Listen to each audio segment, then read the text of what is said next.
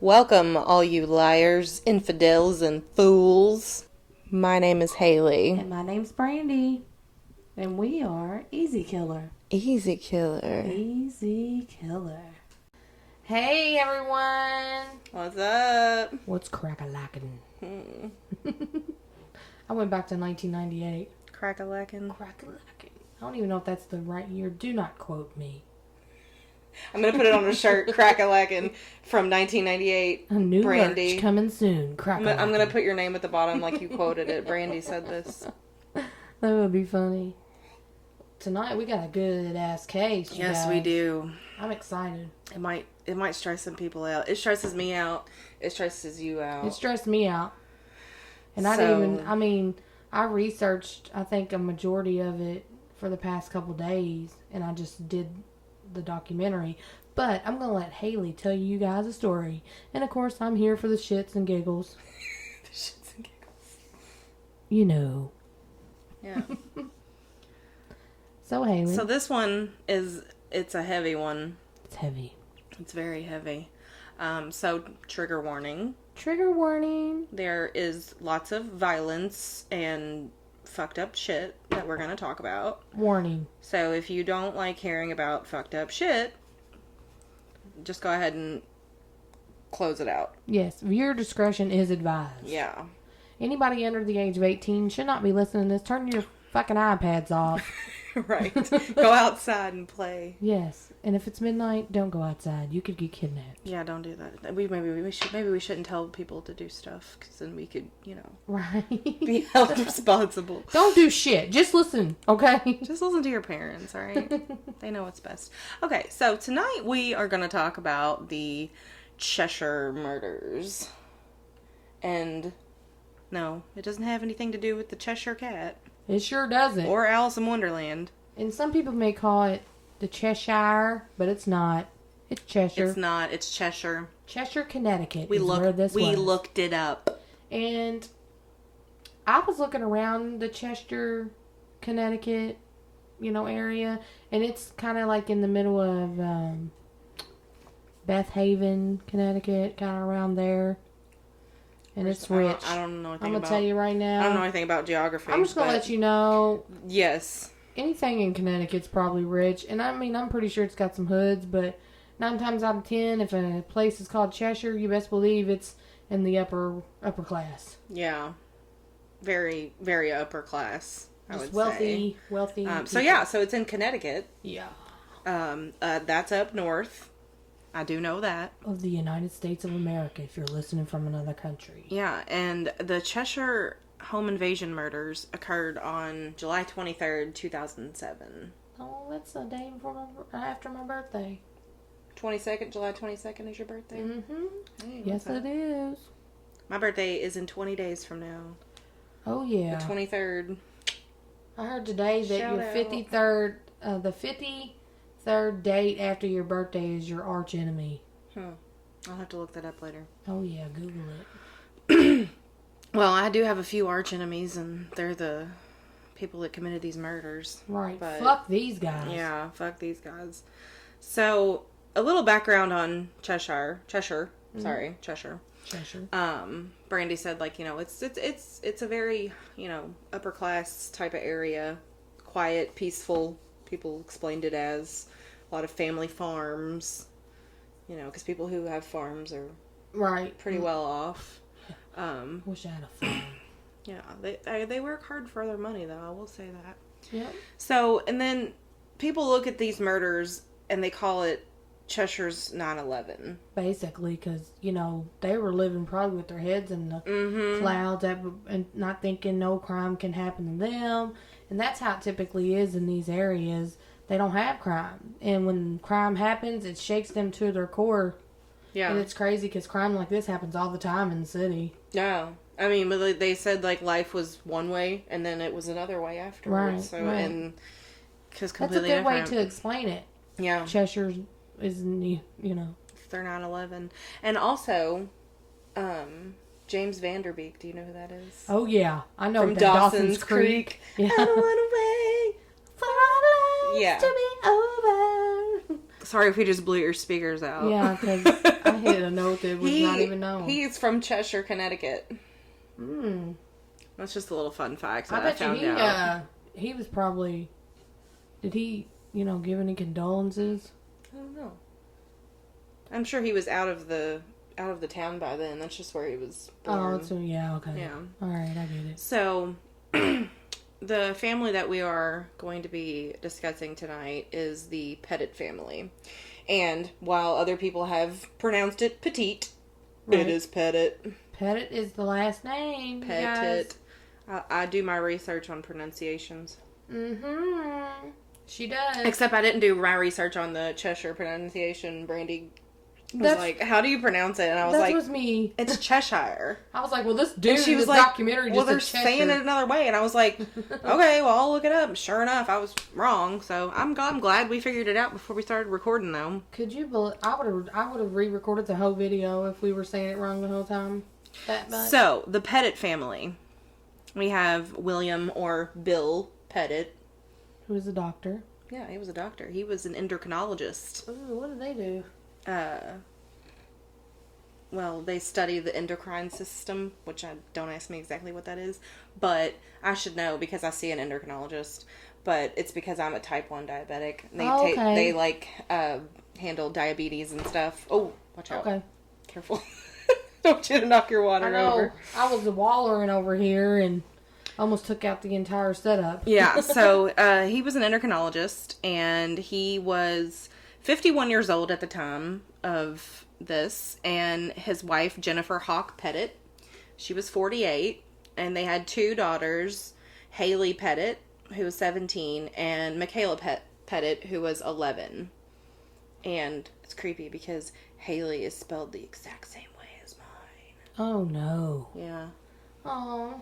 I know. I always felt really weird because, like, How old was Haley? And she was 17. Haley was 17 And Michaela was 11. 11. So in 2007, I was 14 years Right. old. So I was like dead smack in the middle Right, of them, yeah. basically. So I don't even know how old I was. yeah. So basically, their background.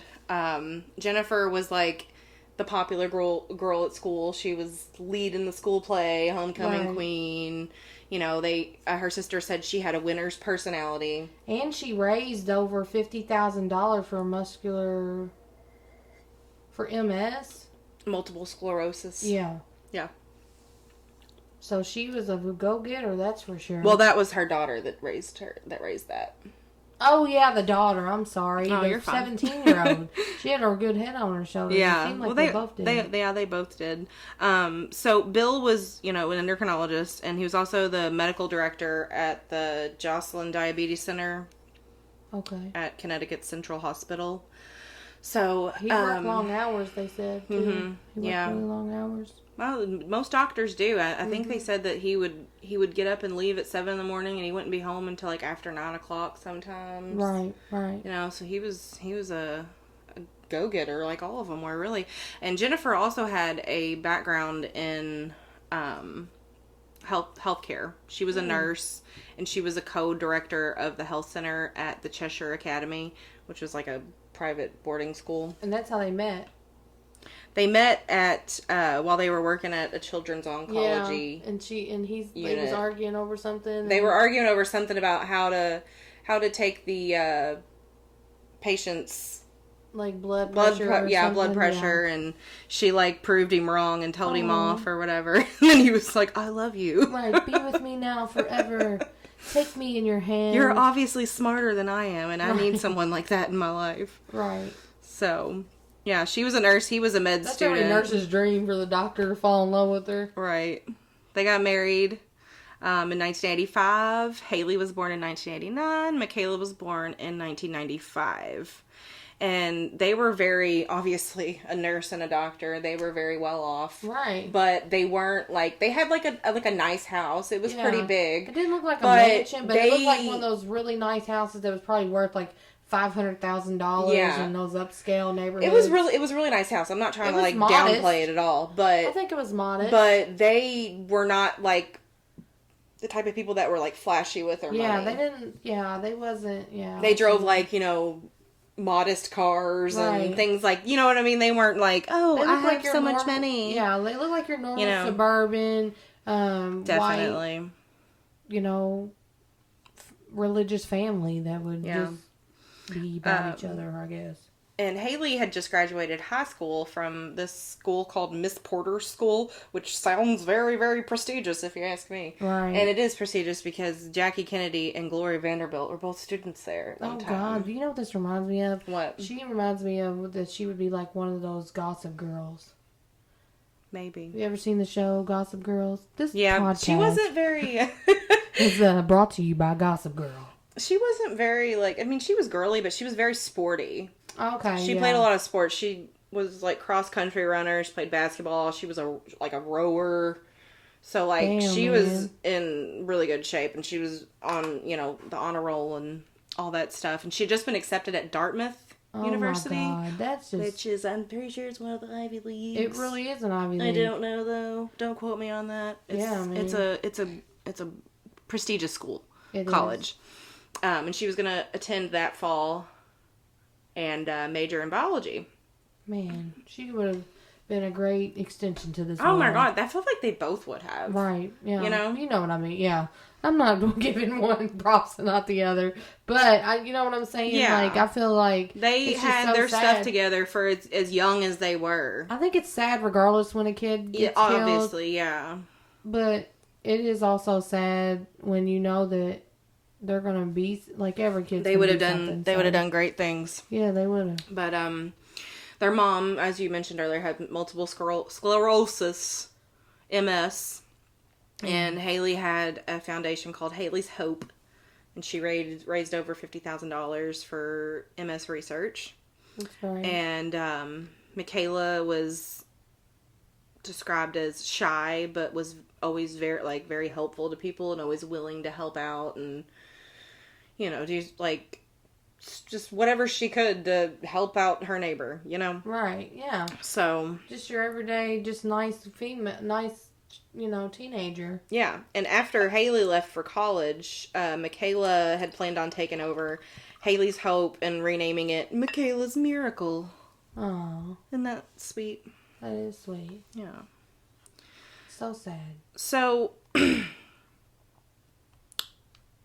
basically, they were your all-American family, and they got everything taken from them in like a flash. Right. An right. instant. One day everything's going great. Next day, your whole life is gone. Yeah. So we have some home invaders on our hands. Right. I'm not even gonna call them home invaders. They're fucking murderers. They are murderers. They're fucking scum of the earth murderers.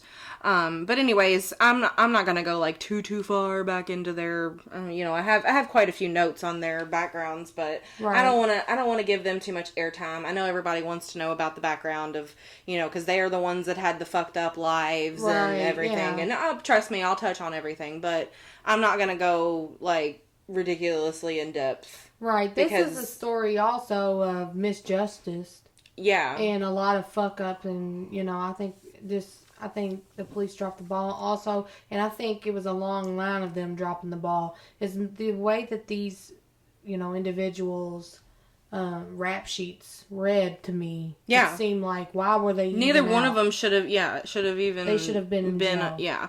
So yeah, definitely a Or tale of prison. misjustice. Right. So, we'll start with Komisarjevsky Right. because I love to say his name. I'm glad As much you as I can, hate the 'cause what was motherfucker. his name? His name is Joshua Komisarjevsky. Joshua. Don't I'm even gonna- try. Yeah, just call him I'm just gonna Joshua. call him Joshua. He was 31 in 2007. So, yeah, he was born to a mother who was 16 years old at the time. Right. And she put him up for adoption. He was adopted by a very prestigious family, Benedict and Jude Komisarjevsky. Yeah, very wealthy individual. He was so the- he had a choice. Yeah. He was the grandson of a theatrical director who's named Theodore Komisarjevsky. He has his own Wikipedia page, so I guess he was like Somebody. legit. Right. So he was in a kind of, even though he was adopted, he was kind of in like a foster care type of situation because his parents like adopted a lot of children. Right. Like, so they probably just did it for clout. Yeah. I mean, I don't know if it was for clout but they had foster children. They had, developmentally disabled children. They had, teenagers that had been abused. It was kind of just like, they just like took in troubled kids. Yeah, which could turn out to be problematic. Yeah. When you got a bunch of troubled kids living under the same roof. There's no attention. There's just money being thrown. So, my opinion. In 1985, they moved to Cheshire, Connecticut, and they moved on to this farm who was owned by Benedict's parents. Right. Benedict. He was homeschooled. He claimed he was sexually abused, a lot. At their house? I don't know the details of it, but I don't know More who he likely, was abused by. I don't think it was his parents, but he just said he was sexually abused. But whenever he told his parents like blamed him for it because it was like a man, obviously, that molested him. Right. And so anything in their mind, if you're being molested by another man, that's like homosexuality, and that's like a sin to them. Yeah, exactly. So he was kind of like blamed for it when he like told his parents like, "Hey, somebody's touching me." Right. So, he was also accused of sexually assaulting his sister when he was young. I don't know exactly what age he was, but started smoking crystal meth at 14.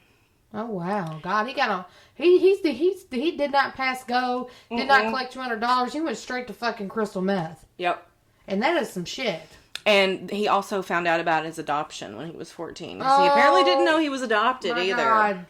Could you imagine? You're adopted and you just smoke crystal meth. And then, there's more. When he was 14, that's when he committed his first burglary. Oh, and it did... Let's stop on this raggedy motherfucker.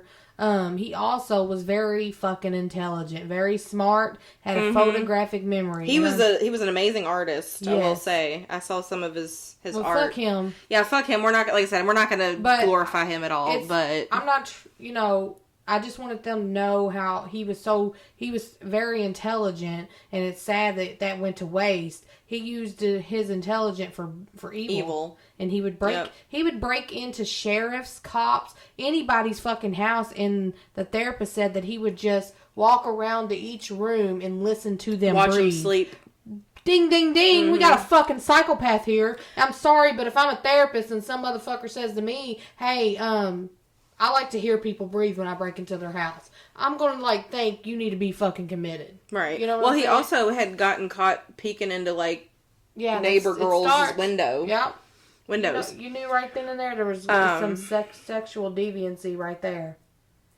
He had 18 home invasions total. And this was in 2002. And he was convicted of 12 of the 18 home invasions and was sentenced to 9 years in prison. But this is where we get shisty. Right. He was paroled after 5 years in April 2007, which was 3 months before the murders. Right. See, he should still have been in jail. None of this would have happened. These motherfuckers act like, I got out on good behavior because I'm so good. And then as soon as they get out, they're like... The bar's low, buddy. Especially in a Connecticut prison, I bet. Ugh. So, okay. Basically, the reason why he got out on parole was another fuck up. The prosecutors are apparently supposed to send transcripts of the sentencing proceedings to the parole board whenever the people are up for parole. Right. But due to an error in the court, they didn't get the transcripts. So they were like, all right, stamp, this guy can go through, he's good. So that led to him being paroled 3 months before he committed these murders. My God. Which is fucked up. It makes me so mad. You think about there's motherfuckers in jail for marijuana. Right. For the rest of their life. But you're allowing a fucking crazy motherfucker to be out on the streets who does eventually do so much damage to one community. I mean, it's stupid as shit. So, he was out in 2007. He got a girlfriend who was named Caroline. and she was a reverend's daughter. Yeah. Did you, like, in the documentary, she was like, I knew he was my soulmate. And I was thinking, why are we talking to her? I mean, why are we listening to this? I didn't like the way she talked about him, but I did want to talk about how her father said that her father thought that he was a pedophile. Yeah. Because he was 31 years old and she was 18, had just turned 18. And he said the only reason that he was with her was because she looked young, which she did. Yeah, and he very said young. to him, I think you're a pedophile, and what else did he say? A criminal. Yeah. Well, so he was right.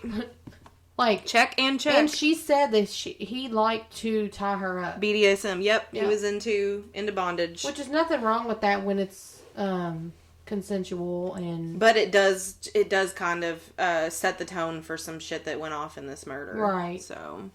Right. She... Whatever. That's enough about him. That's enough about him. Now we got Stephen Hayes, who was 44 years old. And his brothers fucking hate him. And I love his brothers for hating him. Yeah, his brothers was like, just kill him. Yeah, in the Cheshire Murders, it's an HBO documentary. I felt bad for the dad. Not the daughter. Oh, yeah. I don't know. Her daughter. I think she was just in denial. Stephen's daughter. Oh, yeah, she was kind of in denial a little bit. He said he loves me, but it could be just I took out... issues. I had a part about her on here, but I took that out because I was like, I don't even want to talk about her. Right. I mean, no offense to her. She didn't do anything wrong. But he was 44 years old. I think I said that already. But anyways, he was very abusive and manipulative towards his brothers, which they talked about. Yep. And at 15, he was sent to a psychiatric hospital for being fucking crazy. Right. And he was sexually abused as a child. He had a son and a daughter. They didn't interview his son in the documentary. If that was my dad, I'd be like, just let him die. Right. Fuck that. So yeah, he had a lengthy record as well. He had car burglaries. He would do it during the daytime. He didn't give a fuck. He was like, I'm gonna get my shit. Right. Which I've had people fucking break into my car before, and fuck you if you're listening. Right. Fuck you. If you break into cars, her car, fuck guy. you. Don't break into people's cars. That's not good. In broad daylight, too. Exactly, in broad daylight. Like, at least the people that broke into my car waited until it was dark outside. Do you just wake up one day and say, you know what? I'm gonna fucking throw a brick through a window and I'm gonna steal a goddamn car. Or I'm gonna fucking rob somebody today. You just come, I never, Can't relate. Can't relate to no bum shit. No. His last arrest before the murders was in 2004. He smashed a car window with a rock and stole a woman's purse. And he was paroled in 2006 after that happened. Right. I don't know the details of his parole, why he was paroled, but I guess he really didn't do anything violent at this time. He also peed dirty, and he had to end up going back to jail, so that could have been it. Yeah. He violated his parole, he went back, and then he got out again. Yeah, so after he got out, he was sent to a halfway house. And that's where he met Joshua Komisarjevsky. Right. So. And that's how they met. But Stephen also knew the Bible front to back, and he was kind of manipulating, I think, Josh in a sense. Mm-hmm. Even though Josh ain't innocent at all whatsoever. Fuck him. No, neither one of them They kind of got together and was kind of probably manipulating one or the other. Yeah. Each other is ways to find ways to make money, basically. That's what Josh said. And, I kind of was upset at the fact that the documentary, they kept saying, I kind of felt like they were trying to give sympathy to Steven. Yeah. He didn't do, get the fuck out of here. And that's what I was telling Dusty the other day when I was watching it. I was like, because they were just, going back and forth, which we'll get into all of this, but they were going back and forth as to, who did what, and I was like, it doesn't fucking matter who did what. They both fucking, whatever. Okay, I'm already getting mad and I haven't even gotten there yet. Just to let you know, this podcast is sponsored by HBO Max. HBO Max. This podcast is sponsored by the anger management that you're going to have to get after you listen to this. Yes. So, a few days before the murder, this is another thing that pissed me off, which, in hindsight, wasn't his brother's fault. Right. But, okay, so a few days, excuse me, a few days before the murder, Stephen broke 3 of his brother's ribs and gave him a black eye during a physical altercation. Right, and he should have went to jail for that. Yeah, and he said that he didn't have him arrested or pressed charges, but he said in hindsight he would have, because then he would have violated his probation and he would have been sent back to prison 3 days before this murder happened, and it would have never happened. Right. Could you imagine the guilt that he must feel? Right. I would feel guilty. I would feel guilty. I mean, it's not his fault, but at the same time, like, it just chain of reactions. Right. You know, like, it's just crazy. It's just a one-way train, never coming back. Yeah. One-way train, never come back. I love that song. One way on a one-way train. Did you know that? Have you ever watched the music video to that? Yes, it scared me when I was a kid. It's got missing kids on it. I swear to God, I used to think that being kidnapped was going to be more of a problem when I was that age because of that video. Oh my God, I was that so old creepy man. I was so paranoid when I was a kid. Like, I was so... I told my parents, I was like, Mom, I'm going to get kidnapped. Yeah. It's going to happen. I really did think that... I slept with a knife by my bed when I was like 8 years old. Damn. I was paranoid as fuck. You were in I don't know why. It's because I was watching Unsolved Mysteries. Me too. And shit, and I shouldn't have been Your fucking fight listening or flight to... was going off listening to fucking time. Soul Asylum and shit. Like, God. So anyways. Oh my God, yeah.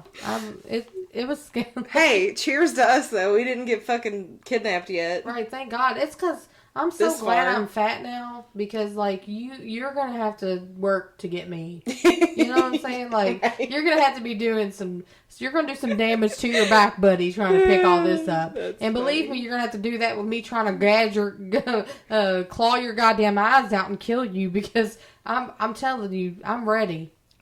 I'm ready for you if you try to come kill me. I'm not in the fucking mood, you goddamn serial killers. Right. Here we go. Okay, let's get back into the fun stuff. I had to bring up some laughing because it's about to get dark again. I'm glad we went on that tangent before this.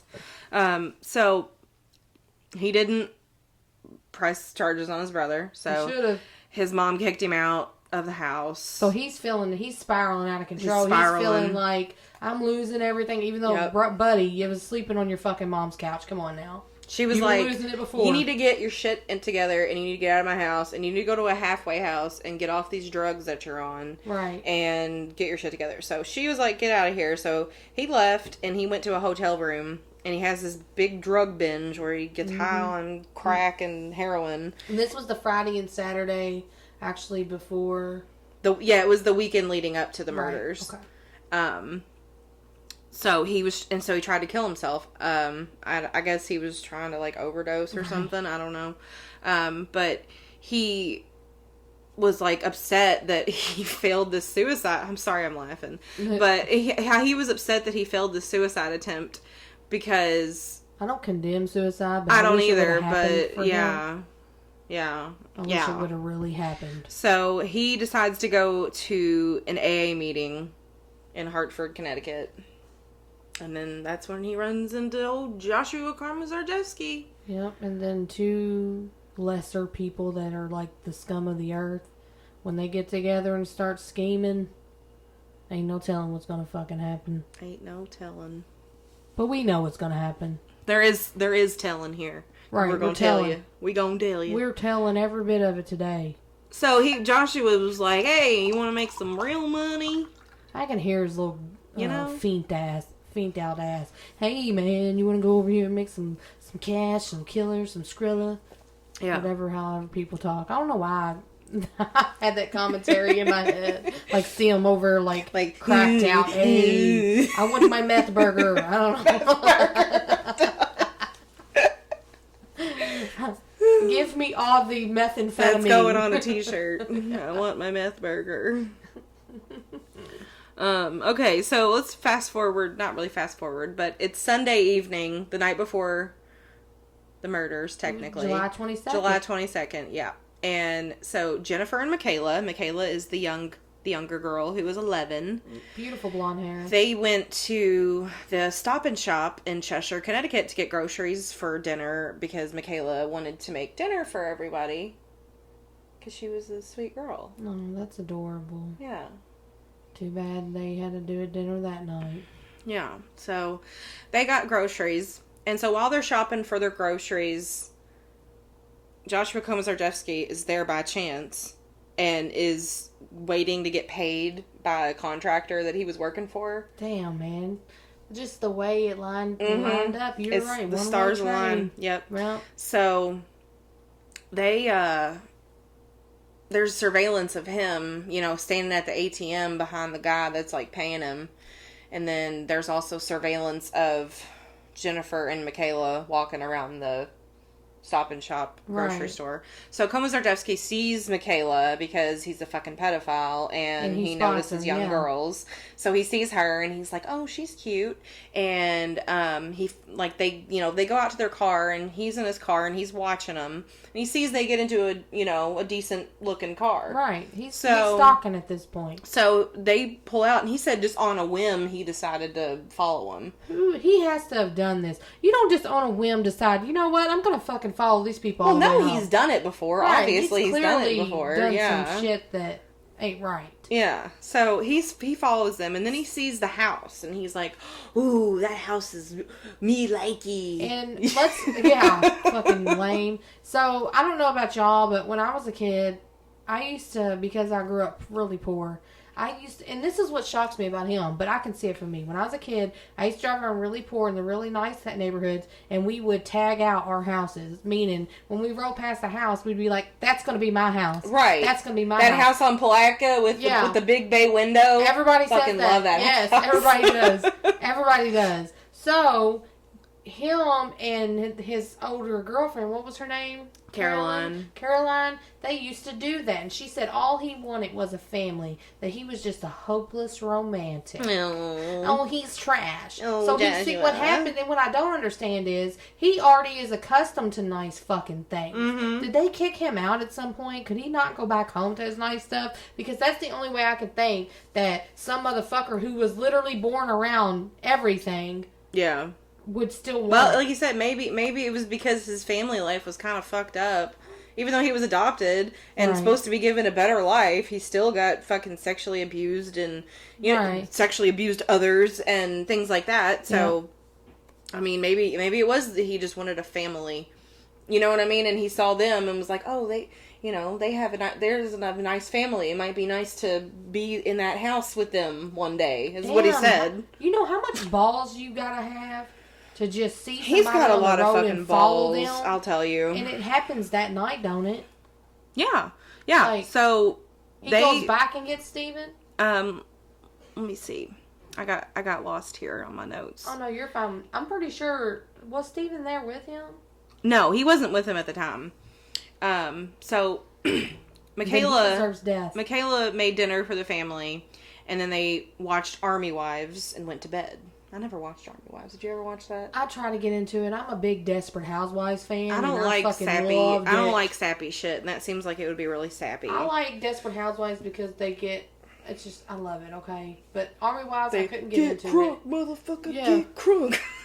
I couldn't get into Army Wives. So could you imagine just eating dinner like a normal fucking night, normal Sunday night? Yeah. So that freaks me the fuck out. Yeah. Well, he was texting back and forth with Stephen Hayes. So after he saw where they lived, he decided to text Stephen or call Stephen or what, I don't remember what it was exactly, but he got Stephen's attention by telling him that he found this house. Right. So Haley went to sleep in her bedroom and Jennifer and Michaela fell asleep in Jennifer's bed, which I can also relate to because at that age, when I was 11 years old, I was like up my mom's ass all the time. Like, I wanted to, like, sleep in her bed constantly. I was like, I had really bad, like, separation anxiety, and I wanted to sleep in her bed every night. So I can relate to that, and that just makes it that much more heartbreaking what's about to happen. Right, that's how, it's scary because that's exactly how me and my daughter are. If 9 times out of 10 I'm either sleeping in her bed with her or she came to fall asleep in my bed and I have to move her to hers. But my dad used to get pissed. I had to get a bigger bed. Like, you need to get out of my bed. I had to get a bigger bed because my stepson's the same way with his father. So like he'll like come in and like they'll like lay in the bed with us and we'll watch a movie or something and then we'll have to move them to their beds. But it's so scary to think that all that, was taken like that fast. And it's scary because I think a lot of people can relate just to be having, your kid or you making dinner and you're just doing normal life shit and somebody just out of nowhere decides to rip that from you.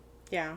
And so Bill he fell asleep reading a book on they had like a sunroom, like a screened in porch area, and there was a couch in there. He fell asleep reading on the couch. So all the girls were upstairs and he was downstairs. So I'm going to read you some of these, just a few text messages between Hayes and Komisarjevsky. Okay. I don't even want to refer to them by their first names because I feel like that gives them... They're garbage. I don't know. Whatever. Fuck them. So, Stephen Hayes says, I'm chopping at the bit to get at it. I need a margarita soon. Who the fuck says I need a margarita soon? What is he, like a fucking 37-year-old female who just worked a long day? God damn, you're about to break into somebody's house, bitch. Order a beer. Right. So, Komisarjevsky is at his house, and he has a daughter, which they don't talk a whole lot about her in the documentary, but he had a, like little young daughter. I don't know how old she was or where she came from. Damn, I don't didn't even know that. But he was putting her to bed, and... Hold the fuck up. Hold the fuck up. Yes, he was putting her to bed while Stephen Hayes was texting him about going in to rob this house. Absolutely. Okay, so... The Joshua boy guy, man, fucking garbage man, he fucking he went back home after finding out where they lived. Yeah. And was putting his daughter down. Because he had to wait. He couldn't just go. Who did he have a kid with? Did it say? I don't know. I thought it was the Caroline. I don't know. No, it wasn't Caroline. Okay. But he couldn't just do it right then and there. He had to wait for them to go to bed. He couldn't just be like, all right, I'm going to just... He had to buy his time, Right. So he went back home and he was putting his kid to bed. So Komisarjevsky replies back to Stephen Hayes and says, I'm putting the kid to bed. Hold your horses. And so Hayes is like, are we still on? Are we still on? Dude, the horses want to get loose. LOL. What the fuck does that mean? What the fuck does that mean? The horses want to get loose. The horses want to get loose. Alright, and we're just going to leave it at that because I'm He's over garbage. it. I'm already over it. How the fuck do you put your kid down and you know what the fuck you're about to... Okay, so... I gotta breathe because I fucking... Just breathe. There's one thing I hate in this world and a pedophile is fucking one of them. Yeah. Okay. Well, they pulled up, they parked their car like a few houses down and walked in. And they didn't. This guy. I swear to God. Right. Fuck so they got in through the basement door, which it was like not like a walkout basement, but you know how sometimes houses have basements. 2 doors that. Yeah, kind of. I think that's what it was. The storm doors that you would have to pull with 2 hands and they open up. Yeah. They got in through that, and it was unlocked. So Joshua came in and he got up there and he sees Bill Pettit laying on the couch. Right. So they decide, but as he was coming up from the basement, he saw a baseball bat and he grabbed a baseball bat. Damn. And he went up there and then he hit Bill Pettit in the head 4 to 5 times. The guy was asleep. With a baseball bat. But while they were beating him, they told him that they were not there to kill him, but they just wanted his money. So they're beating him. Yeah. And they're like, we don't want to do nothing else. We just want your money. Yeah. So, as they're beating him, they're like, where's the safe? Don't they realize that rich people don't have money on them? No, and that's why they're stupid. People are dumb. Don't y'all realize that, robbers? People that want to rob people. Nobody just has a bunch of money sitting on them. That's just shit's at the bank. Go rob a goddamn bank. I mean, don't rob a bank, but don't fucking rob innocent people. Right. They can't help it that they worked their parents worked their life and they're hard workers.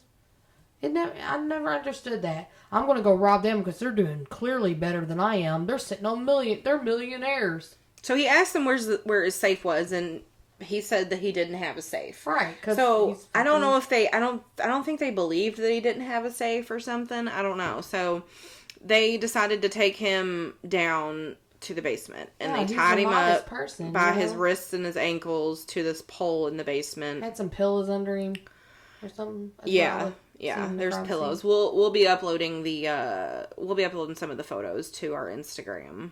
after this episode. So he said he remembers one of the perpetrators telling the other, he doesn't remember which one it was, but he remembers one of them saying, if he moves, put 2 bullets in him. So he's like, all right, I'm gonna die. He has multiple wounds to the head and his face. He was like fading in and out of consciousness. Like, it's crazy. So they decide to go upstairs and they put their hands over Michaela and Jennifer's mouths and like they say they gently shook them awake. I wonder if they knew there was a third one. Or a second daughter.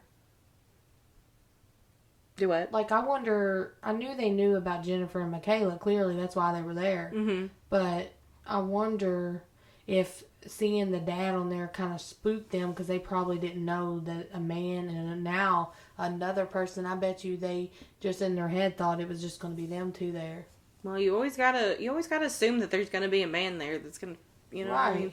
I would. But I mean, they were just the type, shit like this doesn't happen where they're from, and they probably weren't thinking, and they, like I remember her sister in the documentary saying that her sister Jennifer didn't have blinds on the windows. Right. It would kill me.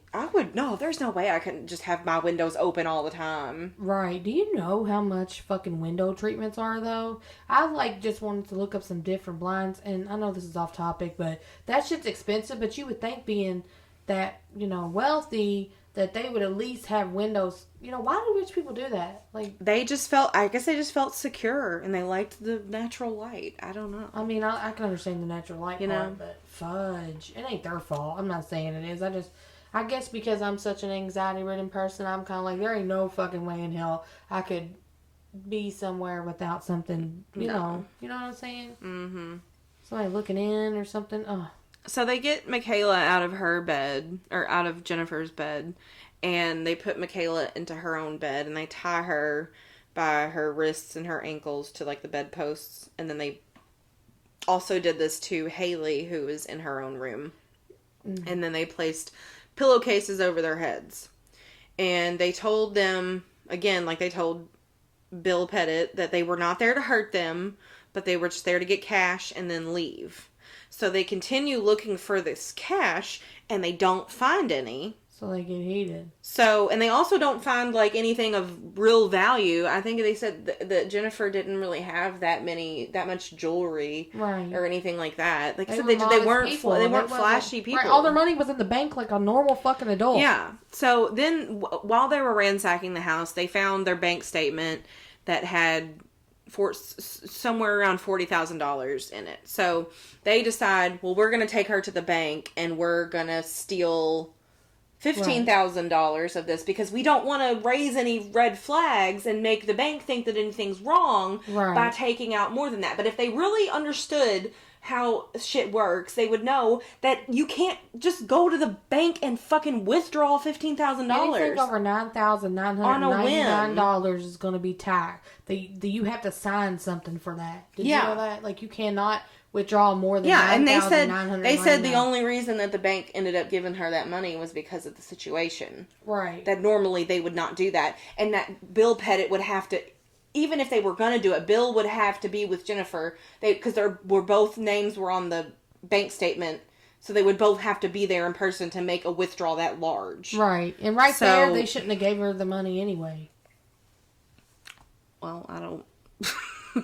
Right there, I mean, don't even get me started. The people exactly. At the bank. God damn. All right, so we're not at the bank yet. But no, when we we're get not at there, the bank I got yet. some shit to say. We're heading there. So they see this, and so for some reason, this shows premeditation in my eyes. It does. Stephen Hayes, there's surveillance video from a gas station showing him getting $10 worth of gas into 2 different gas cans, and then he went back to the Pettit home with this gas. What are you going to do with the gas, partner? Right. What you doing with all that gas? Right. His ass, he knew what the fuck he was doing. He's a very heightened criminal. He's been doing it most of his life. He knew what he was doing. He can play that bullshit play that little fucking violin. He ain't playing it on this podcast. Right. No, hell no. We know what you was doing, buddy. You knew the moment they saw your face, you had to kill them. Yeah, why didn't they wear masks either? Because they wanted to kill somebody. Doesn't make sense. Clearly, they wanted to sexually assault according to them, this was something that went completely wrong because they say that they had no intention of killing them, but I don't believe that.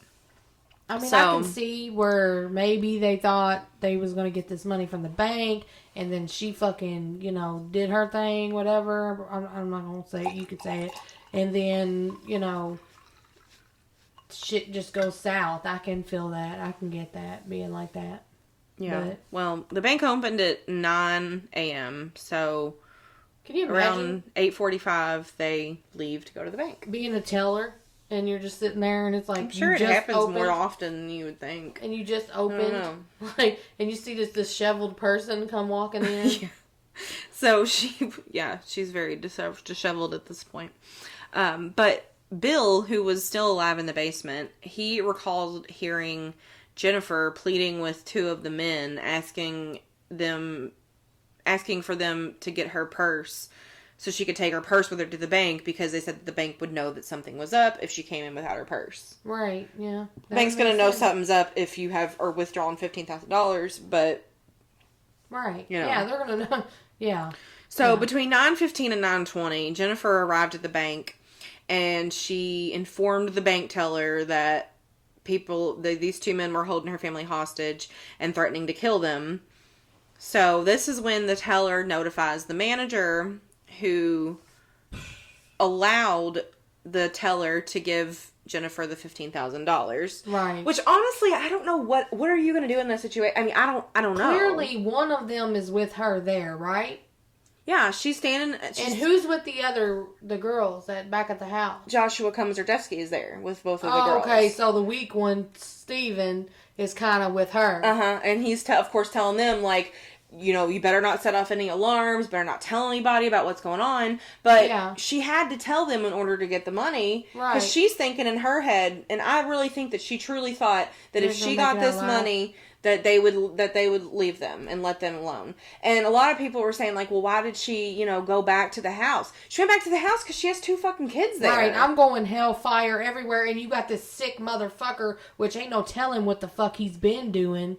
Right. She probably wasn't thinking clearly. I think, no, 100%. I want my kids back. I'm not even a mom, but I can understand a mother is not going to sit there and leave their child in that situation. Willingly, She's like, I'm going back, and I'm going to try to fucking save my kids. Right. I'm going to tell him straight up, shoot me. And at this point, she doesn't know what the fuck's going on with her husband either. She hasn't seen him. She hasn't seen her husband. No. Her kids are probably being sexually assaulted. Maybe in front of her. We don't know. I don't know. You haven't said anything about it, but 9 times out of 10, I'd be worried about my kids being fucked with, and that's why Josh wanted them to leave to go get the money. I don't think the money was a lot of it. I think he seen that girl and he wanted to do things with her. And I think and then it just led into the money after he found the bank statements. But I think he needed a moment to be away and not be judged, because even I feel like he probably would have been judged. Because Steven's family said the burglaries and all that, that sounds like him. Not the stuff with the kids. Well, Steven didn't do anything to the children. Right, so. But, I mean, other than kill them. Right. Which is bad enough. So, okay, back to the bank. The manager runs into a dark office where she calls 911 and is watching through the blinds. And sees Jennifer getting back into the car. She gives them the description of the vehicle. She gives them the license plate. Did they have a gun or something like that? Or anything? I don't. I would have whooped the motherfucking shit out of Steven. If y'all go look at him. No, I don't think that she was at gunpoint when he drove when he drove. Right now she's just being controlled because her kids. Right, yeah.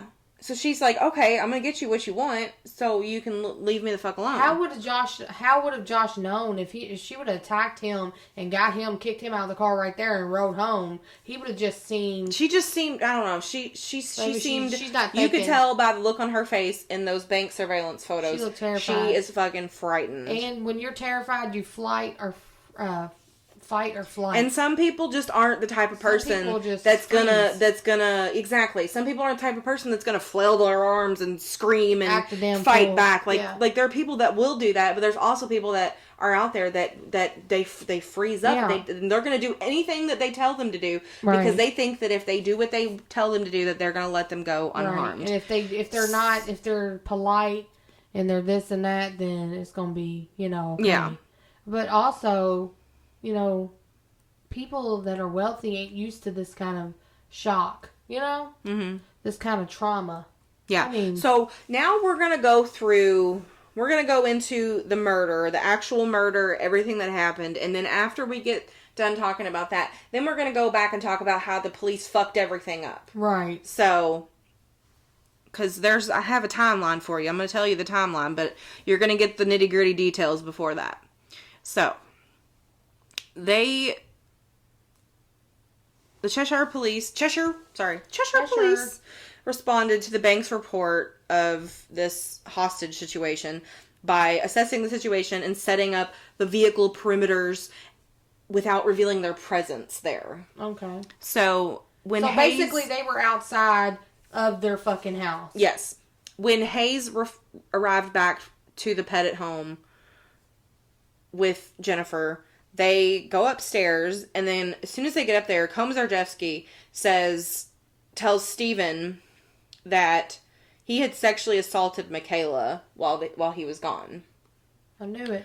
And that that Hayes needed to, quote, settle the score and sexually assault Jennifer. So Komisarjevsky, this is where it gets kind of serious, y'all. I just couldn't even imagine. Just someone stop for a second, take a breather, because as a parent, you can't imagine the fear of knowing that your kid just went through that. Well, I'm assuming she knew, because I'm assuming she was there whenever he told her, or I don't know if he told him in private, and then next thing she knows, Stephen Hayes comes in and starts raping her. I don't know. Right. But scary. So excuse me. Komisarjevsky later admitted to police that he had orally raped Michaela, but that was it. But the state medical examiner found his semen in her body. Fucking sick son of a bitch. Which does it, even if he did just orally rape her, that doesn't make it any fucking better. It sure the fuck doesn't. Like, why are you trying to, sugarcoat your fucking sexual assault? Like, you can't. Ugh. Oh, God.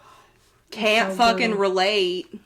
Can't relate. Fuck that guy. Fuck him, okay? And also, so forensic testing also showed that there was bleach on Michaela's clothes, which indicated to them that he might have tried to pour bleach on her to eliminate DNA evidence. Right. Which is stupid. Right. But how old was Michaela again? 11. He's a sick son of a bitch. Yeah.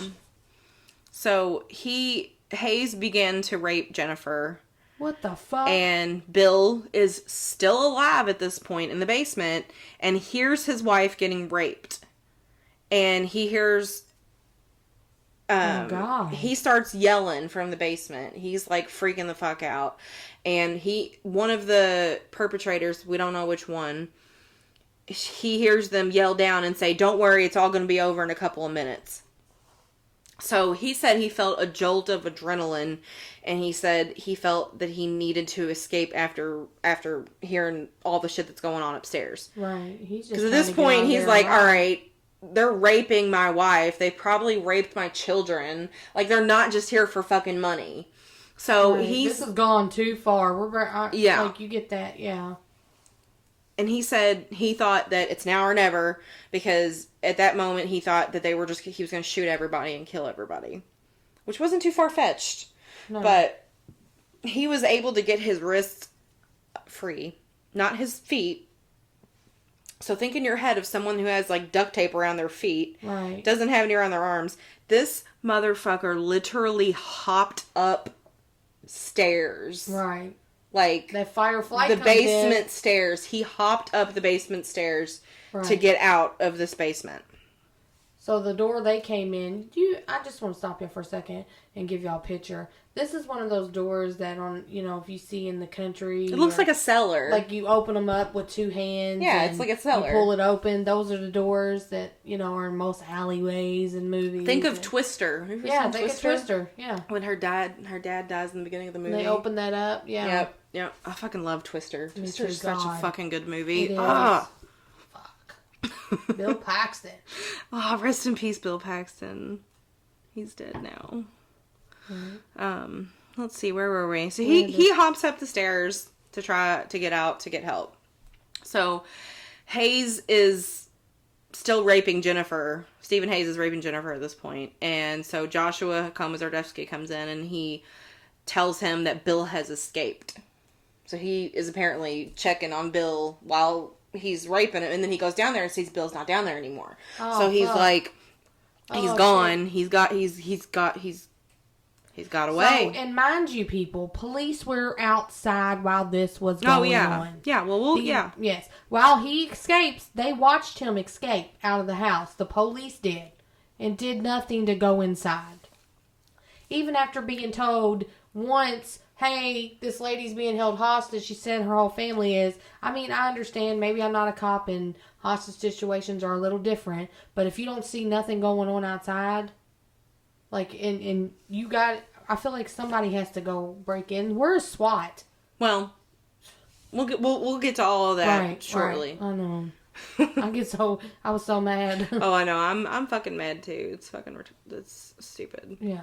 So Hayes was raping Jennifer. I already said that. Yeah, okay. So he comes in. Bill's escaped.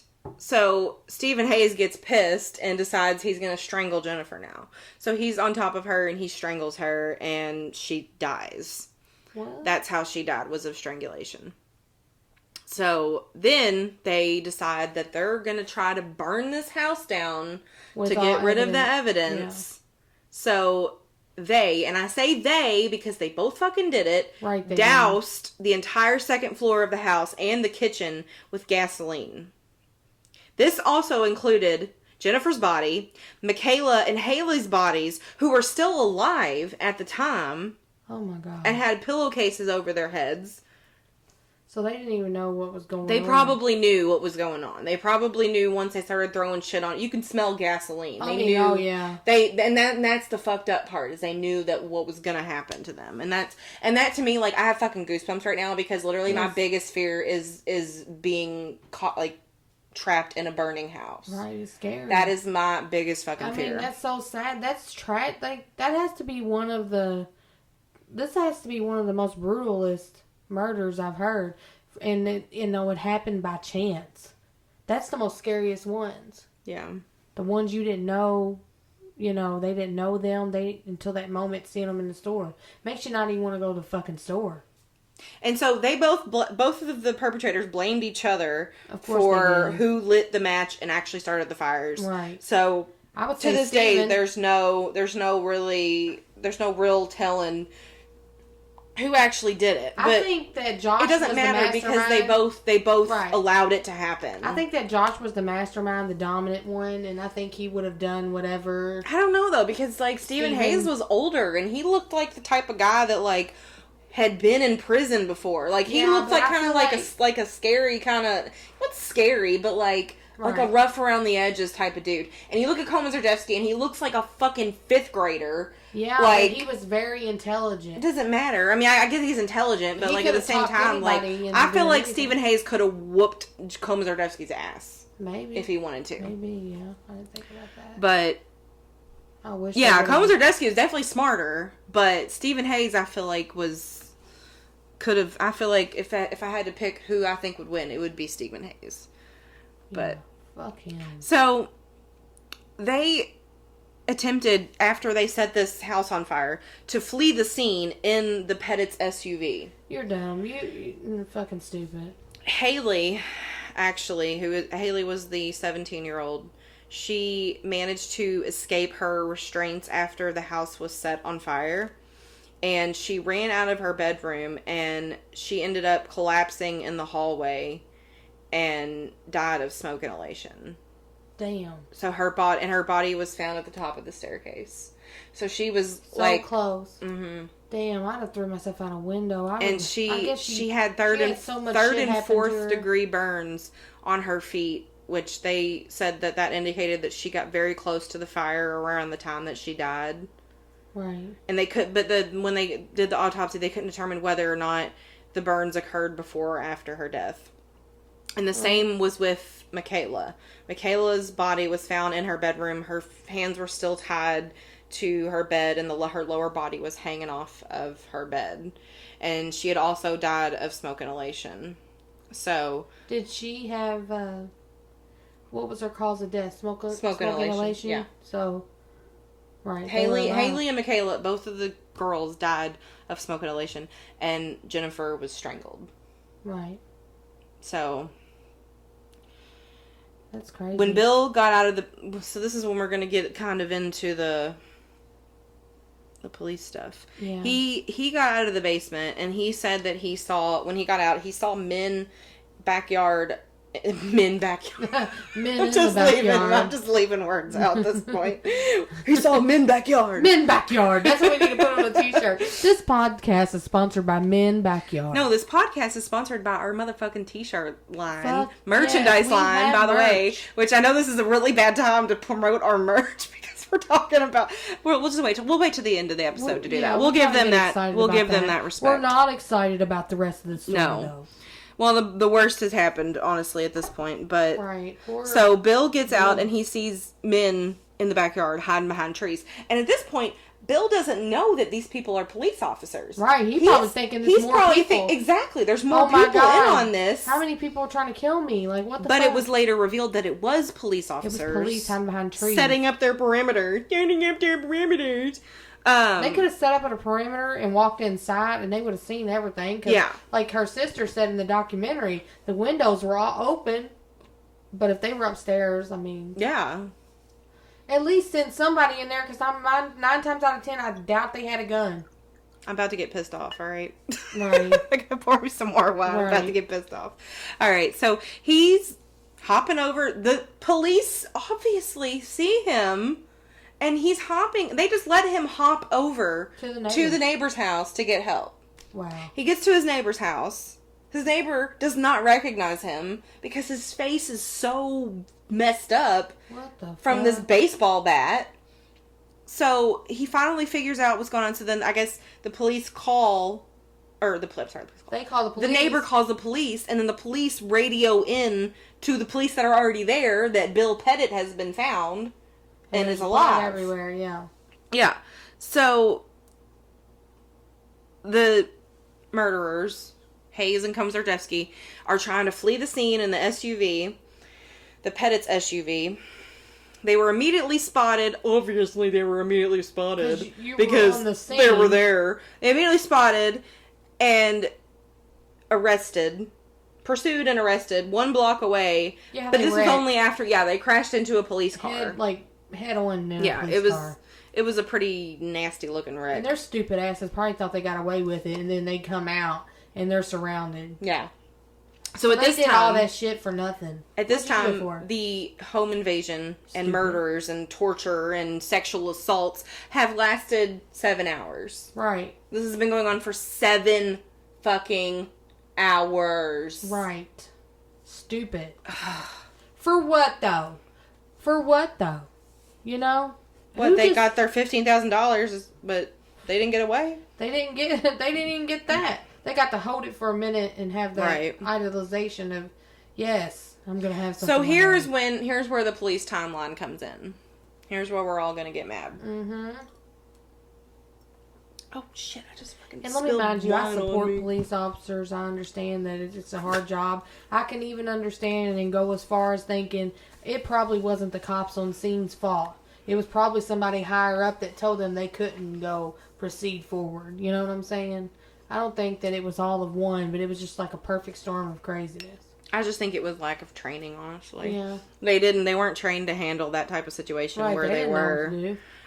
So the police knew exactly when Stephen Hayes and Jennifer left the bank. Because the official call came in at... Right. What was that? Nothing new. Just me At 9:21 a.m. is when the official call from the bank comes in to the police. Right. And they gave them the address to the house, the phone number that they never called, and see, that's what, like, her sister, Jennifer's sister, was like, you know, why did they not call the house? They had the phone number. Right. Why didn't you pick up the phone, call, hey? I don't know. Something going on? Like, answer machine. I don't know. I mean, because a phone ringing could set them off. You know? Right. Maybe they were just thinking about it too much, and then they spent too much time on thinking about it. So, at 9:21, the official call comes in. So, let's fast forward to literally fucking 33 minutes after this. At 9:54 a.m., they got the call that Bill Pettit had escaped or whatever. Right. And they found him. At 9:56 a.m., the police observe the suspects entering the Pettit's SUV and attempting to flee the scene. This was at 9:56 a.m. At 9:57 a.m. is when they first saw fire. It was first observed. That's crazy. So, the rape and strangulation of Jennifer happened by while Stephen they were Hayes out front. happened while police were on the scene. The fucking dousing of the gasoline happened while police were on the scene. The fucking light of the match happened while police were on the scene. Everything happened in that last period, in that 30 minutes. While they were setting up their perimeters. 30 minutes. In 30 minutes, these people done had these girls raped, messed with, murdered, and on fire, and they're out the door in those 30 minutes. Mm-hmm. And I'm probably sure this has come from... Now, I'm pretty sure this won't happen again. They probably set up... This probably was the case. And it's sad that there's even these cases. But this, you know, in most cases, there are, you know, cases that end up fucking being the ones that push it over the edge, like this one. Yeah. Like, where were you? 30 minutes? Come on, man. Yeah. So Jennifer's family has been very vocal about their disapproval of how the how everything was handled. Right. She said she got a call from Bill's sister letting her know that there had been a fucking tragedy. Right. How do you know, how do you tell your sister and your niece, both your nieces are dead? And you know they investigated the shit out of the dad. Yeah, because he was the only one that survived, and he only had hits to his head, and his head split open. But she said she didn't even, in the documentary, she said she didn't even care that they had the murderers in custody. Yeah, she was like, I don't give a fuck. My family's gone. Yeah, right. What are we gonna, like, who cares that they have them in fucking custody? Like, they killed your whole family, but guess what? We got them. Like, you think I give a fuck like, what's going on with them? Good, okay, I guess, but at the same time, like, right.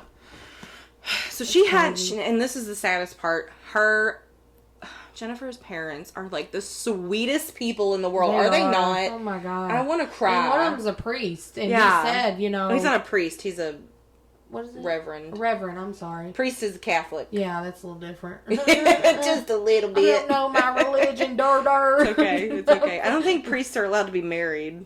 Oh, yeah, that's right. They got that fucking or you could just say he was a preacher. A preacher! He preached. He was preaching. They were literally the sweetest, and they were so old and, like, just, like, tiny old, like, the cutest old tiny old like, your whole family couple. gets wiped out, basically. Your daughter, her whole bloodline. She had to tell her parents. Imagine being Bill. Yeah, so exactly. Imagine being Bill. He apologized to him when they came into the room. See, this is, I don't know, and maybe it's because I always think the husband is guilty of something, and that could be me just being a bitch. I still haven't been 100% convinced he wasn't involved. What leads you to believe that you don't think that? But then it also could come back to him being a doctor. He just didn't act right at the funeral to me. I know I'm not one of those people to say people grieve differently. I get that. But your whole fucking family, was you able to make a eulogy? Your whole family was murdered, and literally almost in front of you. Yes, but at the same time, I will say, no, not about him being a doctor. Just I will say, people grieve differently. Right. I don't think that you can judge someone's innocence or guilty based on how they react. Like, it might be like a little bit of suspicion. Like, okay, why are you not crying? To me, then. But at the same time, there's no. I feel like there's no like root to it. Every time that he was talking on camera or anything, he just didn't look. He was very. He looked sad. Don't get me wrong. He just seemed like a somber, like. I don't know. Maybe he just was like, he wasn't like bawling his eyes out. We'll put it that way. But it could be also, with somebody working that long of hours, his bond typically wasn't probably as strong as the mother's bond would be. Well, no, but I sound like a bitch when I say that, don't I? But do you know what I'm talking about? No, yeah, I get what you're saying. But I guess that is his kids and his wife, so like there has to be. I don't know. I don't think there's a right or wrong way to. No, you're right. But they didn't convince me that he's not fucking involved at all. Just how? Like, it just don't make sense. I think if he was involved, that the people would have given him up as the mastermind behind it all. Yeah, typically. I do think that. Yeah, I mean, I guess you're right there. But if they have already got so many strikes and they've literally, maybe shit got out of hand. But then, yeah, you're right. They would have probably said something. I don't know. Yeah, so her parents went and visited Bill in the hospital, and they said, like you said earlier, immediately he started to apologize to them that he couldn't save them. Sorry, Bill. Don't let me accuse you. I'm just suspicious of everybody. Mm-hmm. Right, everyone's a suspect. Right. And so they were like, we're just happy that you're alive, and there wasn't anything that he could have done. I mean, honestly, I don't really think there was anything that he could have done to save them. Maybe he could have tried to escape faster than he did. Right, but at the same time, he got fucking baseball batted to the front of the face. A baseball bat today. We're gonna share photos of his shit afterwards. He was fucked up. I shouldn't have said that. What I said. Now that I think about the evidence, I think I was doing my feelings over evidence. You watched too many Dateline NBCs. I sure the fuck have. Where it's always the husband or something. It's somebody close to you typically. That's what's so rare about this is that 9 times out of 10 it was a random crime. This was a random, and it some people think, oh my god, random shit happens all the time, but it really doesn't. Not nothing to this extent. No, mostly murders like this are from somebody very close. Exactly. So. Her mother's name is Maybelle. Maybelle, I love you. She wrote letters to the police department, talking about how she was not happy with the way they handled the situation. Her sister wrote letters. Her dad wrote letters. They all wrote letters. Damn, what year was this? Maybe she should it was an email. After the... That's not funny. After 2007. I mean, I don't know if it was letters or emails. It could have been... Well, no, she said letters in the documentary, and I thought, damn, they write letters? Like, I mean, they're old. Yeah, you're right. They're old. They're old-fashioned. Older, elderly. So, they told the police that they felt that they were too focused on catching the perpatrators rather than saving the lives of the family. And they had, a few different questions about, they wanted answers to. They said, why did the police not state their presence via intercom and say, we have you surrounded, come out with your fucking hands up? Then they would have known they couldn't go out, so they wouldn't have set a house on fire. Why was Jennifer not held at the bank? They want to know that. Fuck yeah. Why? Okay, let me go back to this. The fucking bank. How do you just run into your dark little office and I get it. You're scared. There has to be a protocol for stuff like that. Because stuff like that happens, I'm sure, like still the fairly door often. Shut. Like, they should have sealed her in there. Like, Clint, you can't get out now. And she could have flipped out, my babies, my kids, my husband. But... Yeah, and then they could have sent the police to the house to save the girls. Get Komisarjevsky. Yeah, Stephen Hayes maybe could have gotten away. But at least they would have saved their lives. Right. Yeah, that's exactly correct. At least they would have saved their lives. Maybe the call from the bank is what made it go south. Do you honestly think that they were going to kill them regardless? They wanted, and her sister said she wanted to know why it took so long for police to even look in the house to see what was going on. Her sister's a bomb ass bitch. I'm gonna tell you this because she's like us. She was like, I'm very invested. I'd be the same way. I'd be the same way if my sister got fucking murdered. God forbid, if something ever happened to anybody I know, like on a close level, I want to see their body. I want to see everything. Like, I have to for my own good. There's no way I can accept anything less than a full investigation by me. So she brought up the blinds and the curtains again. She like said there were no blinds, there were no curtains. You could have at least like looked in something. Right. Something. There's something that they could have done. They could have done better than what they did. And her mother, Maybelle, was like, why did y'all not attempt to gain interest to the house after Bill broke out? Exactly. And You're just seeing a bloody badly body. Beaten. Like, what the fuck? You know they saw him get out of that basement. Yeah. You know they saw him get out of that fucking basement. They watched him hop across the line to the neighbors. Yeah. So you would think they'd think, okay, something's fucking going on in there. He could have screamed or said, hey, they're raping my kid in there. They're doing bad shit. Yeah. And they didn't, and I don't think they even would have gained entry then. I think they would have, by then, wasn't the house smoking when he was coming out? No, I don't think so, because he said that he never smelled smoke or knew that there was a So, fire. hold on. How was they so close like that? And how was they able to get a car and get in it and get down the road a block if the police were surrounded there? Probably, I would say, because they were, I would say there was like an attached garage maybe that they got into the car and then backed out of the garage, and then they just backed out like super fast down the street, and then that's when they crashed. Okay, yeah. I mean, yeah. I mean, that's what I think happened. Sense, but then right then and there, that tells you that somebody told them to stay back, don't do nothing. Somebody had to tell them to stay back, not to move forward, because you're right. They were choosing to get the bad guys instead of save lives. Yeah. But I guess, I don't know, because I guess whenever Jennifer told the bank teller and the bank manager called the police, Jennifer told the bank teller that she didn't believe that they were going to hurt her as long as she got everything that they asked for. So I'm playing devil's advocate here. Right. But, and I don't necessarily, I'm not condoning what the police, I'm just trying to think on the other side of things. Right. Maybe the police didn't think that the situation was as serious as it was. Right. They probably thought, oh, this could not even turn out, so they was probably just chilling. Maybe. Until, I bet you they didn't That's the only excuse I can make for them. That's the only excuse I can make for them. Is that the fact that Jennifer told them that she didn't think she was going to be harmed if she did what they told her to do.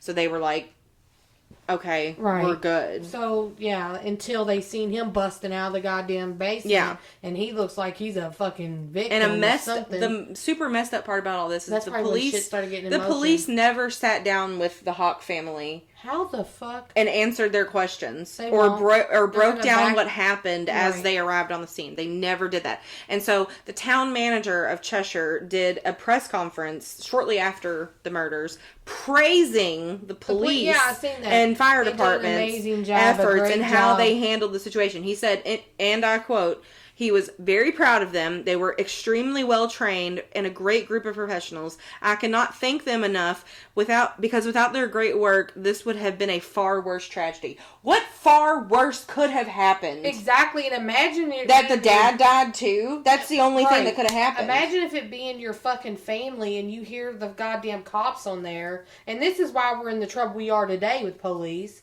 That you hear fucking, oh, well, they're doing a phenomenal job. It's like their ego's got to be stroked or they're going to quit their job and we won't have police. Like, I don't get that. I don't understand how he could stand up there and just...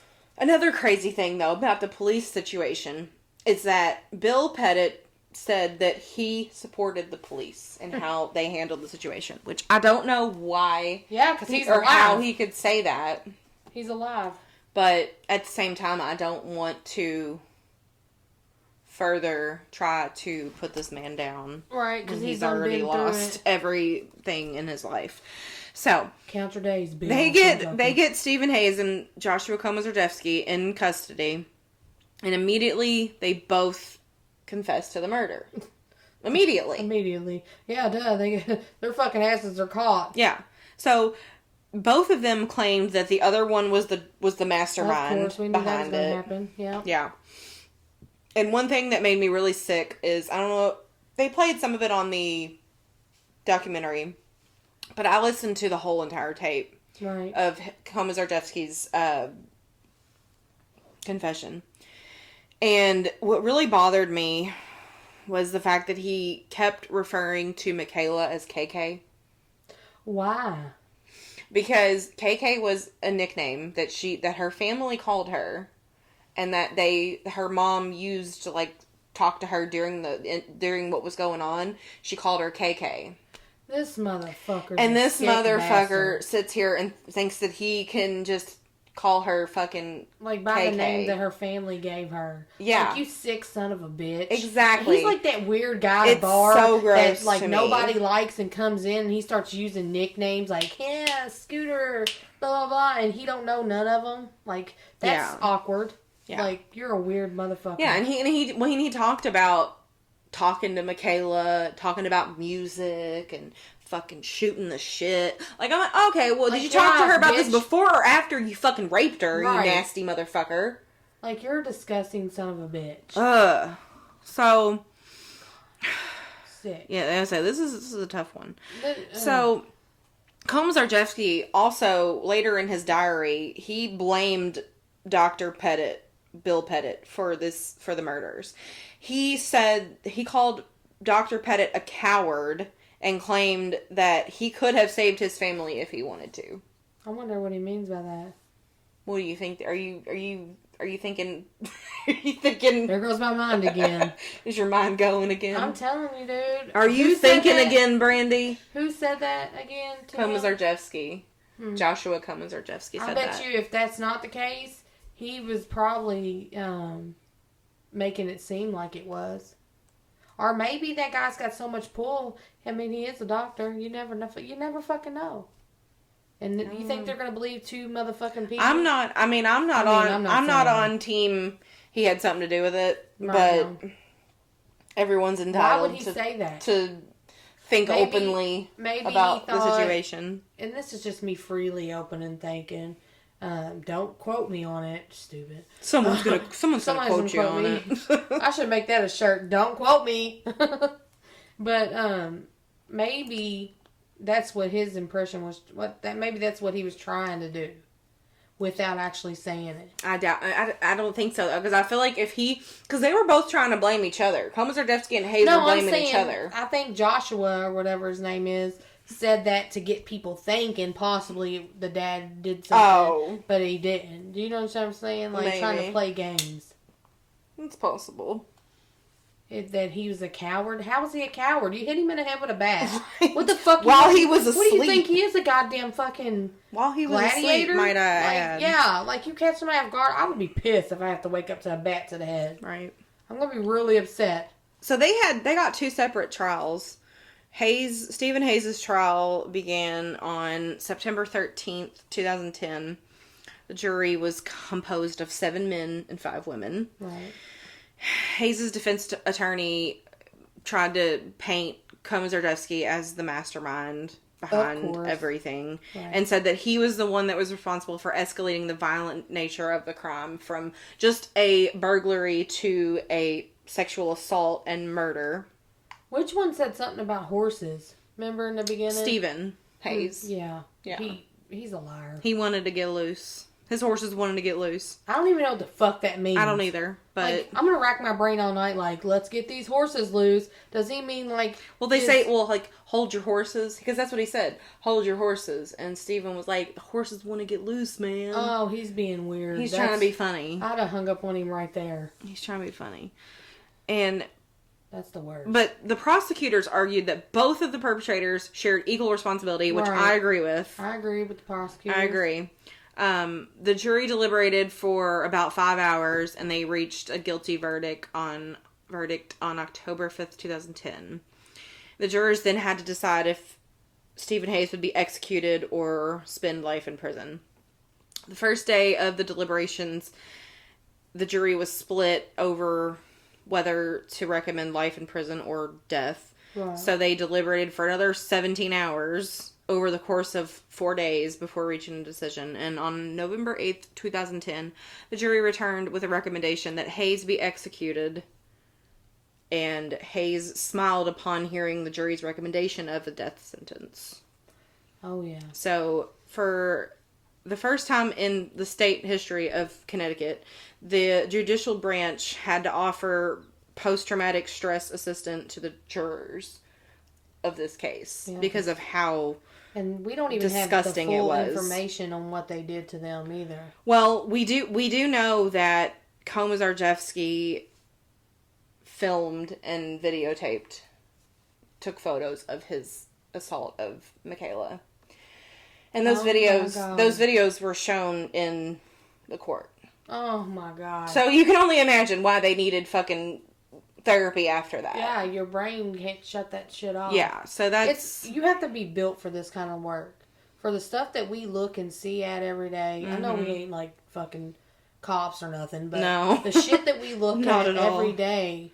But yeah, it gets fucking heavy sometimes. You have to take a break sometimes. And I just couldn't imagine and you have to watch all that shit when you are a juror. You have to sit there and watch all that evidence. Mm-hmm. And that even includes you watching a man rape a girl or a child.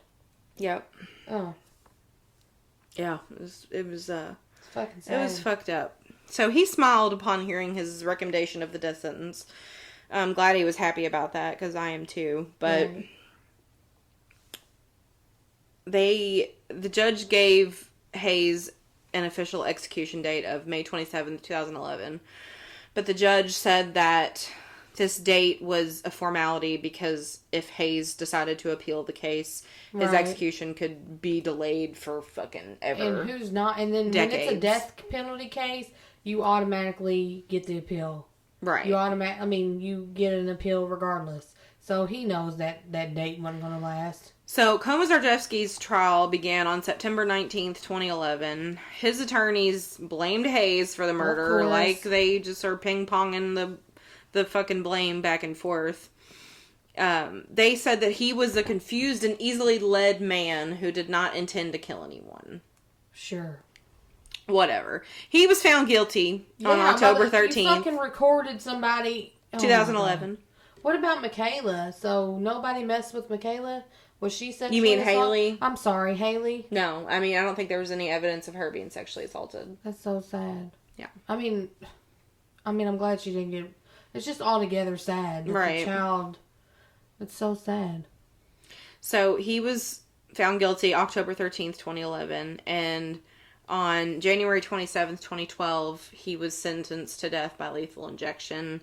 July 20th, 2012 was set as his execution date. So, you would think that the family would be happy about the outcome of this. Right. But no. August 2016, right. The Connecticut Supreme Court declared all capital punishment inconsistent with the state's constitution, effectively commuting all of the killer's sentences to death. Life imprisonment. Now they just get, Yeah. And so, of course, after the family was not happy about this. I wouldn't be either. I'm a fucking, you're gonna die. I am a advocate for the death penalty. I am too. And I do say that there are some times that people can be sentenced to death and they are innocent. Right. I believe that... Tag in fucking West Memphis 3 over here. Exactly. We're not going to get started on that one tonight. Let's not get her started on that. That's our favorite case in the whole world, and we will be going over it. That's going to be a fucking 8-parter. But, I'm telling you, why the fuck... I think the death penalty should be there for people that harm or rape children. I think that if you rape a child... Absolutely. You need to die. Because there's no fixing you. If you're a pedophile, there's no fixing you. Mm-mm. There's no rehabilitation that's going to help. There's no drug that's going to do it unless you're going to castrate them, but they'd still have hands. Well, they would still find a way to assault a child. That's true. So you could either chop their dick and their hands off and let them go on about their way. At least then we would know they're fucking pedophiles and stay away from them. Right. I think they need to have a tattoo on their fucking head. If they're not going to hang them from their fucking balls. Put pedo on their fucking head and... Well, just kill them. Komisarjevsky tried to commit suicide in prison. Good. Good. I hope he suffered somewhat. And I don't even like being like that. He tried to hang himself. And but then after that, he miraculously bounced back, and God in is September good. 2019, he requested a new trial, and the Supreme Court agreed to review his request for a new trial. That's just him trying to So- use his, and it's going to be the same But the reason reason for the new trial is that his attorneys didn't use the claim they were transcript. failed to be provided with recordings of the calls between officers during the response to the home invasion. Right, the transcript. They argued that the reason the home invasion escalated to a triple murder was because of the police's untimely response. So they're blaming the police, even though they were the ones there. They're blaming the causing- police even though they actually killed them. Right, you get the fuck Which out I of can here. blame the police, but I didn't actually kill them. Right. So I blame all of them, honestly. Right, what the fuck? So in September 2019, the Supreme Court agreed to review his request. And they had, like, a few hearings on it, I think. And he has to be in protective but, custody. oh, hold on. I forgot. I got to backtrack. I forgot something. The reason that these recordings were not provided originally is because they were said to be destroyed in a lightning strike that struck the fucking police station. How crazy is that? In 2010, right before his trial started. But then the backups were found at the Cheshire Town Hall in 2014. And the prosecutors said that nothing in the recordings will warrant a new trial. Right. So, You're a fucking pedophile. yeah. The recordings included one call between a sergeant and officer in which they talked about intercepting the Pettit car after it left the bank, but the police did not intercept it. So they talked about intercepting it, but they didn't. So it's your fault that I went and killed these people because you didn't Yeah. stop me. That's the dumbest shit. Yeah. So the judge did not approve his request for the trial. Or, I'm sorry, I'm getting ahead of myself. Komisarjevsky argued that he did not receive a fair trial due to the location in which it was held. Yeah. The judge did not approve his request for the trial to be moved from New Haven to Stamford, Connecticut. Right. And Komisarjevsky claims that there was a lot of prejudice against him in New Haven, and that it was not possible for him to receive a fair trial there. Because you're a murderer. Because you and a did some pedophile. fucked up shit, okay? You're not going to get a fair trial anywhere. Right. I hope that nobody would let him free. And that's what, like, scares me, is because I'm like, all right, they're not being put to death, so they could, you never know what could happen with them They could escape. in the future. So in October 2019, the Supreme Court heard oral arguments of this new trial that they're proposing. What So date? there's October 2019. So there's still, I mean, I'm Right. assuming because COVID-19 probably held some stuff back, but Well, that happened in 2020. they're so still maybe- actively, like, he might get a new trial. Oh, God. He might get a new trial. Well, So, let's hope not. and also, as of 2019, Stephen Hayes now identifies as transgender, claiming to be diagnosed with gender dysphoria at a young age, but never receiving therapy for it. But now he's getting all his nice hormone therapy in prison, paid by the tax dollars of fucking America. Don't even give me fucking I'm not started. gonna I get get you started. I don't care about any. I'm all for people that want that done, but I feel like if you're a fucking murderer and a pedophile, I don't give a fuck what you identify Yeah. as. You should identify as a fucking pedophile. You should identify and I think as that it's putting a fuck black yourself. eye on transgender because he's copping out and saying. And what happens that if he trans- does get a sex change? Is he going to get moved to a woman's prison? Right, so it'll be more easier for him. So he's a child murderer. He raped a woman, and now he's using the transgender community to shield himself so he can have a free life. Fuck, I say fuck that. I'm all for anybody who wants to have that change, that is a legal citizen, that doesn't break the fucking law by raping and killing and burning people up in a house for no fucking apparent reason but for money. I believe that you should just fucking die, sir. Yeah, That would I be believe that fucking too. very lucky. If you would just die, That would be then great. we would all be like really happy. Like, So, everybody have a great day, but fuck you, Stephen Hayes. just die. That's going on a shirt, too. And Komisarjevsky, don't forget him. I can't even say that last name, but Joshua, Count your days, bitch. Joshua. So, let's talk about a little bit of the aftermath and how some positive that came out of this tragedy. Because there's a little bit of positive that came out. Okay. As positive as you can get in a situation like this. Right. And on July 31st, which is about a week after the murder, 2007, the governor ordered electronic monitoring of paroled burglars. And they didn't do this already? Apparently not.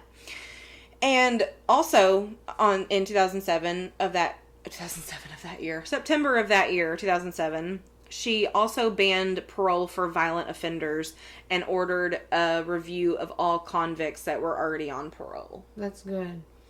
And what was the date and the year that this happened? This happened on July 23rd, 2007. 2007. Okay. Yeah. Okay. So, January 25th, 2008, the governor signed a 43-page crime bill, which home invasion became a new class of crime, which could result in a prison sentence of up to 25 years. Right. They're saying basically, like, you go into somebody else's house, you're going to spend the rest of your, You're getting fucked. At least 25 years in prison. I mean, that's better than what the fuck poor Pettit family had to go through. Right. For this to change. I would voluntarily spend life in prison if it meant that I didn't have to get burned alive. That's all I'm saying. That is the worst way to go. That exactly. Drowning.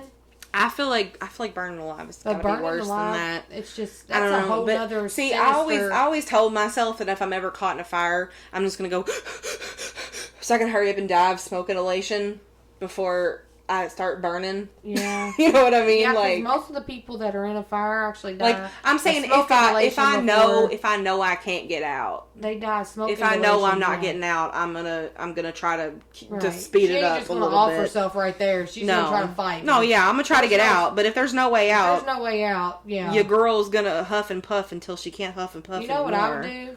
I'd get a wet rag if I could, and just. You're supposed to put it over your face, like get a rag, and so what you do when there's a fire in the house, I was always told, one, you want to sleep with your doors shut at night, because if there's a fire, it blocks it from coming into your room. And also, if by some chance you're in an area that you can get wet, an entire towel, you can put that over your body and be able to run through. Huh. And it keeps you somewhat wet. That's cool. I never knew that. Yeah, but you want to try to stay low to the ground because the heat rises, or the smoke is rising. I do remember from fire safety, they say before you open up a door, you want to touch the door handle and make sure it's hot, not hot. Because if it's hot, that means there's more fire on the other side. You want to back the fuck up and go out the window, basically. So remember, kids and family and adults, sleep with your doors shut. I sleep with my door open because I have anxiety, but all of my kids sleep with their doors open. But if you sleep, you need to really have your doors shut. And that's my fire tip for the day. This podcast is sponsored by Smokey the Bear. Smokey the Bear.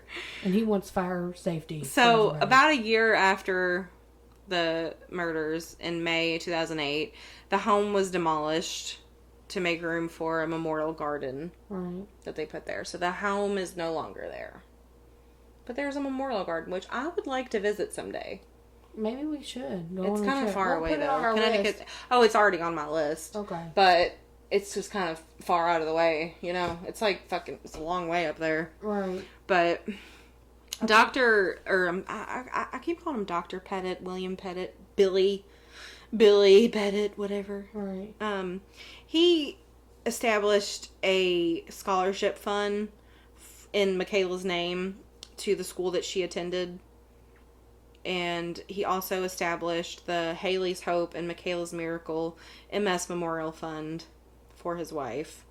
And on January 6, 2008, over 130,000 luminary candles were lit in front of thousands of homes in Cheshire, Connecticut, in the Cheshire Lights of Hope, which was a fundraiser for MS and a tribute to the Pettit family, funded by a local couple, and the event raised over $100,000 for MS.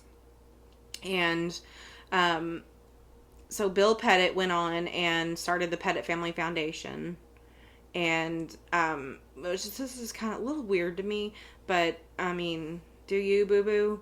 Right. He met this lady, Christine Palouf, when she was volunteering with the Pettit Family Foundation. Right. And then they decided that they loved each other and wanted to, get married and stuff. I'm not even gonna say anything. So they got married. I mean, good for him. But he said that he had to receive a blessing from Jennifer's parents before he did this. So at least, I'm glad y'all can't see my face right now. At least he cared enough about her adorable parents that I love so much, so dearly. Now that I don't know, because I'm cold-hearted too, but I just don't. I don't know. What's wrong with me inside I don't want to feel happiness for this man? I don't believe that he did anything wrong. Something inside me will not let my happiness come out for this man. What is wrong with me, y'all? I don't know. Maybe you need to go to the player haters ball. Maybe. What's that bitch say when she's walking in? Any of you white motherfuckers look at me. I hate you. I hope all the bad things happen to you. Fucking love the player haters ball. Oh my God. All right. Well, anyway, so they got married in 2012. I was thinking of that one movie. What? It has You Can Do It, Put Your Ass Into It. It's a black film. It's what is it? Lisa Ray's in it, and they're strippers, and you know what I'm talking about? I don't. Shit, I know somebody out here. Hold on. It's the Players. Are you talking about the Players Club? Yeah. The Players Club. I fucking love the Players Club. Oh my God. It's so funny that you know what I'm talking about. Yeah. I used to watch that shit when I was like 12 years old, late at night on fucking VH1. It would come on. I'd fucking watch that shit, and she'd like beat that bitch's ass at the end. Who was like fucking her man. That's the part I was talking about. When she walks into that room and she says, "Any of you white motherfuckers," and it's a TikTok, because a lot of people use it on TikTok. It has me fucking see, I was talking about the player haters ball from the Chappelle Show. Oh, okay. Never mind. Well, that's fine. I love both of those things. The Players Club is a good movie, and the Chappelle Show is a good show. This podcast is sponsored by the Players Club. Yeah. So, go watch it. Yeah. In 2012, they got married, and about a year later, they welcomed a son, who is William Pettit III. Dang.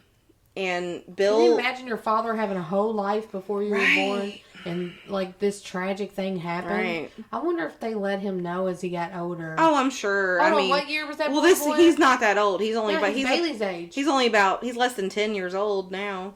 So I'm sure eventually. But even they probably might still let them know that you know what I mean, that they had a sister and two sisters actually. When was his baby born? 2013. August. November. Oh, okay. November 2013. Yeah. Bill never returned to his practice because he said that he wanted to focus on being active in his family's foundations. Right, yeah. He contemplated running for Congress as a Republican, but later decided against it. Yeah. But the following election cycle, he successfully campaigned for the Connecticut General Assembly. And now serves... She was on the other foot, now you can't talk. And now serves as a Typically it's me. State representative. And that's all she fucking wrote. And that is Cheshire... Cheshire. There we go. You got me back. That's what happened. Cheshire Murders, you guys. Yeah. Yeah. It's sad, but this is why we're here, okay? We're trying to give y'all the scoop on these murders, man. So you can use this shit and keep it in your file in your head in case you ever get murdered. Exactly. Or think you're going to get murdered. Yeah. We don't want that to happen. I'm always assuming something bad's going to happen, so I try my best to always be prepared, but you never know. Somebody might see you at the Stop and Shop. God, don't say that. I'm never going to the store. This is why I get shit delivered to me, and then I wait for them to literally drop my shit off so they don't see me. But then, if people are delivering shit to your house, a bunch of random people have your fucking address. Did you ever think about that? Well, now I have. And now that you've said that, I don't ever want to order nothing again. You need to get a P.O. box for your DoorDash, okay? I'm literally just going to stay in the fucking house. Have them leave it in the P.O. box, then you run up to the post office, check your P.O. box, get your fucking McDonald's, and go home. Oh, my God. That's what you got to do. Oh, my God. But they should know just know, it's like Fort Knox around my house. I'm going to figure it the fuck out. She's got cameras, so don't fucking try nothing crazy. Yeah, don't even look me up. You don't know nothing about me, buddy. This podcast does not even exist. This podcast is sponsored by Ring. Ring doorbell. Ring Get doorbell. one if you don't have one. Yeah. Yeah, well...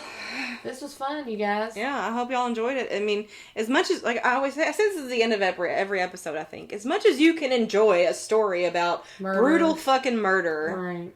Yeah, I hope you guys subscribe to our podcast. Oh, yeah. Now we can promote our merch line that we have. And now it's not inappropriate. We got a merch line. We got fucking fanny packs and fucking if you are into coronavirus, stickers. we got masks too. We got masks that say Easy Killer. And isn't that funny because coronavirus is a killer? And so like you don't want mask. it coming at you. You want it to be easy. You want it to stay easy. So you're like, Easy Killer, Easy right. Corona. Easy Corona. Yeah. Damn, we should make a... So you can find the link to that in our bio Yes, of our Instagram, which is at Easy Killer Podcast. Or you can find us on Facebook at Easy Killer Podcast. On there, our page is Easy Killer Podcast. Yeah, and Literally TikTok. just like that. And then we have a TikTok. It's at Easy Killer Podcast now. And if you want to send a story in about anything that you think that we should talk about, you can email us at easykillerpodcast@gmail.com. Yeah, and we got a website coming soon too. So we sure do. We got a lot of all shit. this fancy shit. We got a lot of shit in the fucking queue coming to you. And I want to say thank you for supporting us. Thank and you listening to so it. much. If you're still at the end of this podcast, as long as we've gone on, if you're still here listening, then You are a fucking dedicated fan. love you. And y'all need to stay tuned because we're going to be doing giveaways and all kind of fun shit. So Yeah. strap your fucking something on. Not strap on. Strap yourselves in. Strap yourself in. We're in coming for at you. Bumpy motherfucking ride. Okay? All right. Have a nice night. Have a nice night and take it easy, killer. Easy killer.